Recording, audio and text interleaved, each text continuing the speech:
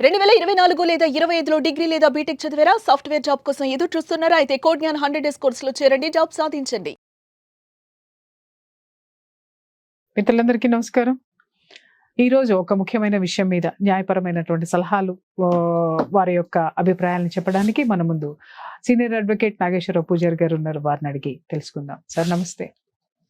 Sir, ఎన్నో కేసులు చూస్తూ ఉంటాం. పొద్దున్న లేస్తే మీరు నేను కొట్టుకునే భార్యాభర్తల గురించి. ఇక్కడ ఒక చిన్న లాజిక్ మిస్ అవుతున్నారు మగవాళ్ళు. ఏంటి అనంటే, ఆడది ఇద్దరి మధ్య జరిగినటువంటి సంఘర్షణలు కానివ్వండి, గొడవలు కానివ్వండి, వాటికి సంబంధించి భరించలేనటువంటి ఇష్యూ ఉన్నప్పుడు భార్య భర్త మీద క్రిమినల్ కేసెస్ వేస్తుందేమో అనేటటువంటి కోణంలో ఒక ఆలోచన కనుక భర్తకి వస్తే, ఇన్ కేస్ ఒకవేళ అతను దాని నుంచి బయటపడాలి అని అంటే ఒకే ఒక కేసు వేయమని చెప్పేసి అని అందరు చాలా మంది అడ్వకేట్స్ వాళ్ళకి సలహా ఇస్తున్నారు. నా దగ్గరికి వచ్చి అది ప్రస్తావించిన వాళ్ళు కూడా చాలా మంది ఉన్నారు. ఏంటి అంటే, ముందే మీరు వెళ్ళిపోయి ఆవిడ కేసులు పెట్టక ముందే మీరు వెళ్ళిపోయి కాపురానికి రమ్మనమనో, లేకపోతే కాంప్రమైజింగ్కి రమ్మనమని చెప్పో, లేకపోతే కాపురం చేయడానికి ఇష్టపడుతున్నానో ముందే మీరు ఒక నోటీస్ పంపించండి అనో, లేకపోతే ముందే మీరు ప్రొసీడ్ అయిపోండి అనో ఒక సలహా ఇస్తున్నారు. ఇలా ఇచ్చిన తర్వాత వీళ్ళు కనుక ఆ విధమైనటువంటి ఆ సలహా ప్రకారం గనక ఈ మగవాళ్ళు గనక వాళ్ళకి నేను సిద్ధంగా ఉన్నాను నిన్ను ఏలుకుంటానికి, నేను ఎప్పుడు ఎవరు రెడీగా ఉన్నాను అనేసి చెప్తారు వాళ్ళు. ఇలాంటి ఇది జరిగినప్పుడు ఆడవాళ్ళు క్రిమినల్ కేసు 498A వేయడానికి అర్హులా కాదా? ఇప్పుడు జనరల్గా ఏమవుతుంది అంటే ముందల కాళ్ళకి బంధం అంటారు కదా. అదే జనరల్గా ఏమవుతుంది అంటే ఏంటంటే, డైవోర్స్ ఇష్యూ మీద చాలా మందికి, first of all divorce issues మీద చాలా మందికి అవగాహన లేదు. ఫస్ట్ రెండోది ఏంది అంటే, పర్టికులర్గా చెప్పాలంటే ఏంది అంటే, రెండో దానికి వచ్చినప్పుడు ఏమైందంటే సమస్య ఒకటే ఉంటుంది. కలిసి ఉండాలా విడిపోవాలనే సమస్య ఒకటే ఉంటుంది. రెండు కుటుంబాలు లేకపోతే ఇద్దరు వ్యక్తులే ఉంటారు సమస్యల. కానీ చట్టానికి వచ్చారికి ఏంటంటే చాలా రకాలైన చట్టాలు ఉన్నాయి.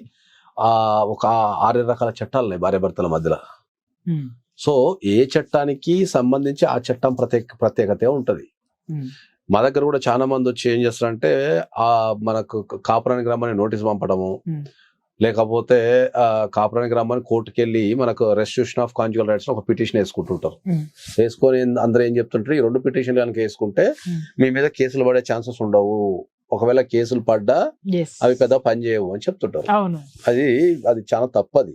జనరల్ గా నువ్వు ఒక కాపురానికి రమ్మని నోటీస్ పంపడం ద్వారానో, లేకపోతే కాపురానికి రమ్మని కోర్టులో కేసు వేయటం ద్వారానో భార్య వేసే కేసులకు ఆపగలిగే శక్తి ఎవరికి ఉండదు. 498 అనేది ఒక సపరేట్ సెక్షన్. అది ఒక దానికి దీనికి సంబంధమే ఉండదు, సంబంధం లేదు. మెయింటెనెన్స్ కొంతమంది ఏం చెప్తారంటే, నీ భార్య మెయింటెనెన్స్ చేసే అవకాశం ఉంది, దానికంటే ముందే నువ్వు నోటీస్ పంపు కాపురానికి రమ్మని చెప్తా. ఇదే అడుగుతున్నాను. అంటే నీ భార్య 498 పెట్టే అవకాశం ఉంది కాబట్టి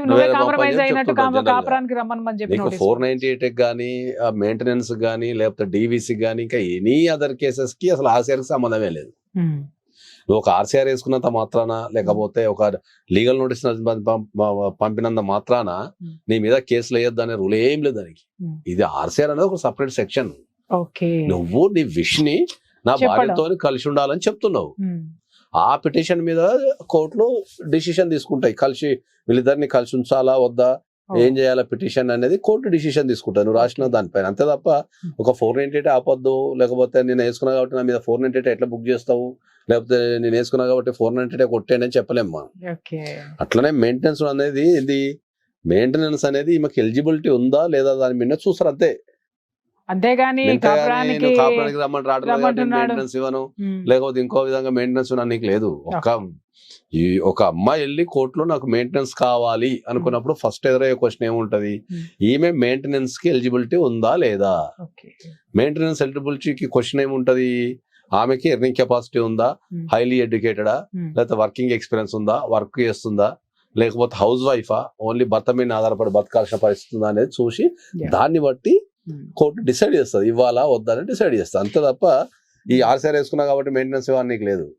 ఇక్కడ ఒక క్వశ్చన్ సార్, ఇప్పుడు మెయింటెనెన్స్ వేసుకున్నప్పుడు భార్య అర్నర్ అనుకుందాం సార్, సరే సంపాదిస్తుంది అనుకుందాం, కానీ ఇప్పుడున్నటువంటి సిచ్యుయేషన్లో ఒక చిరుద్యోగి అనుకుందాం సార్, ఆ చిరుద్యోగి ఇవాళ పిల్లల మెయింటెనెన్స్ తల్లులకే ఇస్తున్నారు, భర్తలకు ఇవ్వడం లేదు, భర్తలు తీసుకోవడానికి సిద్ధంగా లేరు, ఎందుకంటే వాళ్ళు రెండో పెళ్లి చేసుకోవాలి కాబట్టి ఇలాంటి జంజాటాలు ఉండవు కాబట్టి. భార్య చిరు ఉద్యోగి, పిల్లల మెయింటెనెన్స్, ఇంటి మెయింటెనెన్స్, ఆమె ఇన్ని భరించాల్సి వచ్చినప్పుడు ఉద్యోగి అనేటటువంటి పేరు మీద మెయింటెనెన్స్ ఏమన్నా కోర్టు నిరాకరించేటటువంటి అవకాశాలు ఉన్నాయా? ఎలాంటి సిచ్యువేషన్ లో నిరాకరిస్తుంది? ఇలాంటి చిన్న చిన్న చిరు ఉద్యోగులు ఏమైనా భయపడాల్సినటువంటి అవసరం ఉందా దీంట్లో? జనరల్ అదే చెప్పిన, మెయింటెనెన్స్ మీద భారతదేశంలో ప్రత్యేకమైన రూల్స్ లాంటివి ఏం లేవు. సో పనిచేసిన అమ్మాయికి కూడా మెయింటెనెన్స్ ఇచ్చిన రోజులు ఉన్నాయి, పనిచేయని అమ్మాయికి కూడా మెయింటెనెన్స్ రోజులు ఇచ్చిన రోజులు ఉన్నాయి. అకార్డింగ్ టు గ్రౌండ్ రియాలిటీ అక్కడ ఉన్న పరిస్థితిని బట్టి ఆలోచిస్తారు, అంతే తప్ప గ్రౌండ్ రియాలిటీస్ అంతే తప్ప ఏ కేసు ఆ కేసు ప్రత్యేకంగా ఉంటది తప్ప ఒక కేసుని బేస్ చేసుకొని అక్కడ ఏమి ఉండదు. సుప్రీం కోర్టులోనే రకరకాల ఒపీనియన్స్ ఉన్నాయి. అవును, కొన్ని చోట్ల పనిచేసే అమ్మాయి అయితే ఎందుకు మెయింటెనెన్స్ ఇవ్వద్దు, ఆమె పనితో పాటు మిగతా పనులను చేస్తుంది కదా అన్న జడ్జిమెంట్స్ ఉన్నాయి. కొన్ని చోట్ల హైలీ ఎడ్యుకేటెడ్ ఉంది కాబట్టి ఇవ్వాల్సిన అవసరం లేదు, ఆమెకి ఎర్నింగ్ కెపాసిటీ అనేది ఉంది అనేది ఉంది. అంటే ఈ వాక్యం ద్వారానే చెప్పలేం మనం, గ్రౌండ్ రియాలిటీ కాబట్టి అనే చెప్పలేం మనం. కేసులో ఒక మెయింటెనెన్స్ డిసైడ్ చేయాలంటే చాలా ఫ్యాక్టర్స్ ఉంటాయి. సార్ ఒక మాట చెప్పండి, మీరు చెప్పారు ఈ గ్రౌండ్ రియాలిటీస్, ఇవన్నీ ప్రూవ్ చేయాల్సింది లాయర్ మీదే కదా, అడ్వకేట్స్ ప్రూవ్ చేయాలి అదంతా. సో ఏ కేసు అయినా సమర్థవంతంగా నడపగలిగేది అడ్వకేట్స్ కూడా, సమర్థవంతంగా నడపగలిగితే ఏ కేసు అయినా గెలవచ్చు, ఏదైనా గెలవచ్చు.